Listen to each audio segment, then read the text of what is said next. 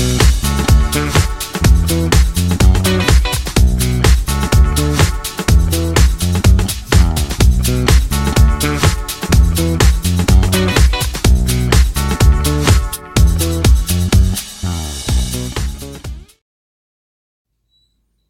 friends, this is a Bijou Baker. I'm Maria. So today Lynn has a gathering at church, and it's a potluck, a soup fest. Everyone brings different soups and chilies and stuff. Isn't that fun? So I'm going to have a spicy clam chowder. No, I'm not. No, I'm absolutely not making that. I am going to make a spicy corn chowder. There'll be no clams in this dish. But it's super yummy, and it's overcast, and it's a great day for these soup dishes.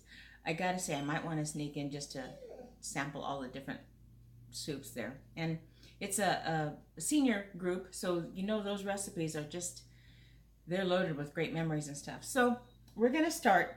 The first thing I'm gonna do is just fry up some bacon. Now, the bacon is gonna give me a lot of flavor. And it's so weird the way the French have some of these words put down. So they're going to be cut in lardons. Lardons are quite simply strips of bacon that are sliced. So why don't you call them sliced? Because you'll confuse it with a slice of bacon. Well, why don't you call them strips? Because you'll confuse it with a strip of bacon. So it's bacon cut in lardons. Do with that what you want to, but that's where we're at. It's got potatoes and corns and... My dog misses her people. They left and she's just not happy about it, so she's letting you guys know. So I guess you can write your congressman for her. Anyways, so corn, bell peppers, onions, potatoes, garlic, and something that I put in it that you don't usually find in corn chowders. I love her, but she can be a pill. I put in star anise. These little things have so much. There, can you see that? There is so much flavor in these things, but you need to make sure your count going out is the same as going in. If you have going in, make sure you pull 5 out. You know, whatever it is, because that's not something you want to bite into. So,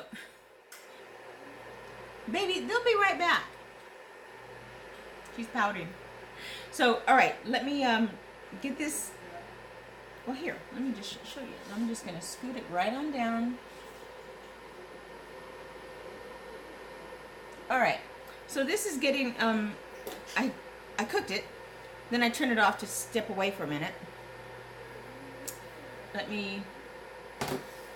want to make sure you can see this even more than me. How's that? Is that good? That's good, right? Okay, so you're going to have a pretty good amount of bacon grease in here. Now, I'm going to be making a roux. And remember, a roux is equal parts fat and flour. So that's what this is. And this is what's going to make it nice and thick and help make it creamy. So this is going good. The first thing I'm going to do is I'm going to put in some onions and garlic. Now, I'm just going to saute this until the onions are slightly translucent. And just let it do its magic. Before I go on, I am going to give it a generous amount of salt and pepper. Now, remember, when you are, the best way to season your food is in layers, a little each time. So I will add salt and pepper again in lesser quantities, but it'll still be there. So that's going to get going.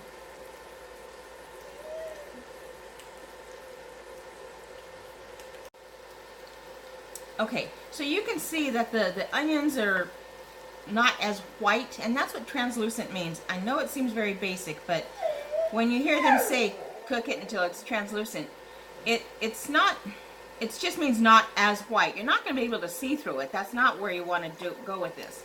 But in here, sorry about that. Okay, so I've added the bell peppers and I'm gonna let those cook.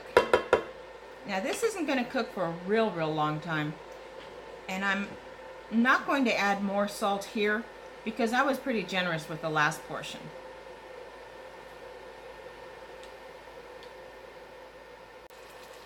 All right, so this has a nice good bubble to it, and with all the juices and the fat, I'm now going to make a roux, which is just, again, equal parts fat and flour. And I'm just going to cook this until the flour is yeah, if you can't tell by now, my camera's fussing with me. So I've just added the flour. I'm going to cook the flour until it's no longer bland. I'm going to toast it. That's essentially all I'm doing. Looks like a ball of mess, right? That's all right.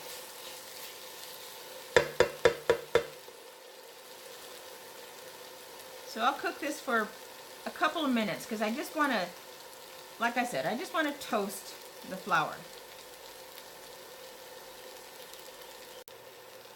Okay, so that just smells so good. I'm going to add just a little bit more salt.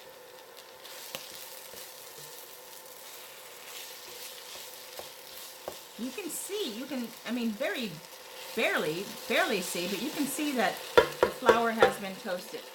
So next thing I'm going to do is I'm going to add the homemade chicken. All right, so I'm just going to add the chicken broth.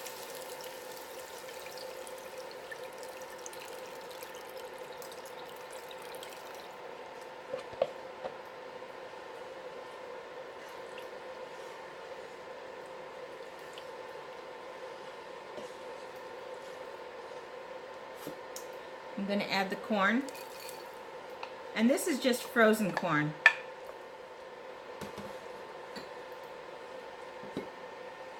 And I'm going to add diced potatoes. Now the potatoes are diced small enough that they're roughly about the size of the corn. So you kind of want everything uniform in size.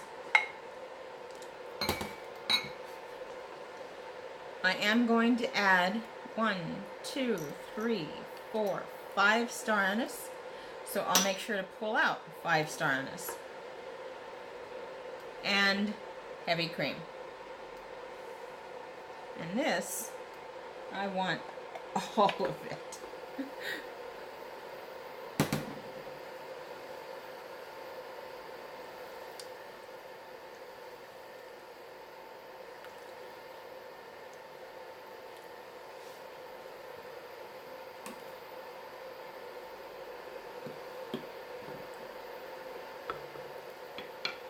Man, that already looks so good. All right, the last thing I'm going to add is chili powder. Now, because these their palates are a little bit more delicate, as we get older, we just don't like the hot food that we used to. So I don't want them to, I want them to enjoy every bite. So I put a lot less. And I am going to add just a few pepper flakes. Yeah, and I crushed them up in my hand. So, but that'll give it just a little bit of the snap. You got all these other ingredients that are going to keep it cool to the palate. And that's it. This is going to cook for about 35 minutes. I'm going to cover it. And let's see what it does. Okay, so it's been cooking for about 35 minutes, and as it sits, it's going to get a little thicker. If you want it thicker, you can make another roux on the side and add it. You're good to go. I kind of like it like this because I need it to stretch a little bit, and because there's going to be so many other choices, I don't want one dish to be too heavy. So take a look.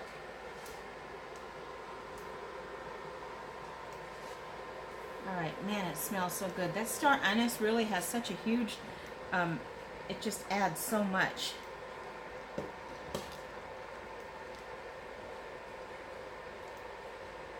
Great color. I want to make sure to take out. I put in 5, I take out 5. And you in the summertime, although you don't really use make soup a lot in the summer, but when you have your corn, that's a great time to get corn and shuck it, roast it, and then take it off and freeze it for times just like this. These are a little tricky to find. 1, 2, 3, 4, one more. But you really have to. This is not something you want to bite into, trust me. It'll kind of scar you for a while.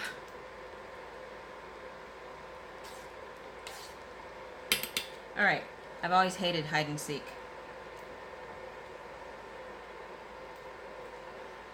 But I like digging into this because I could see how absolutely good it is.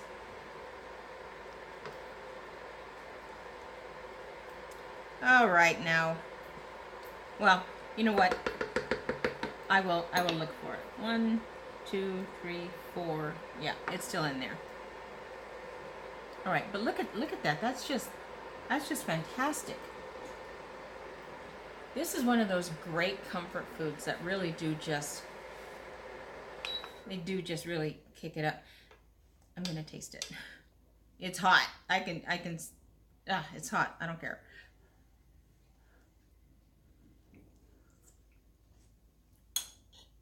Oh man, that star anise, you guys, you got to try that. Now, you know what's a really fun thing to top your soups with? Popcorn. Just make a bag of popcorn and put a blob on each bowl. It really is a nice surprise because it's dry. It's going to absorb this. So that first mouthful of that popcorn is just going to be full of soup and chowder and whatever it is you're going to put on top. But give it a try. I think you'll find it a real nice way to surprise your guests. That's it. That's a spicy corn chowder, and it is amazing. So I'm going to make her a chocolate cake so that she can share with her friends, and cornbread. Oh, that goes good with this. All right, that's my kitchen. All right, my friends, until next time, happy baking. Ah, that was fun. Don't forget to like and subscribe.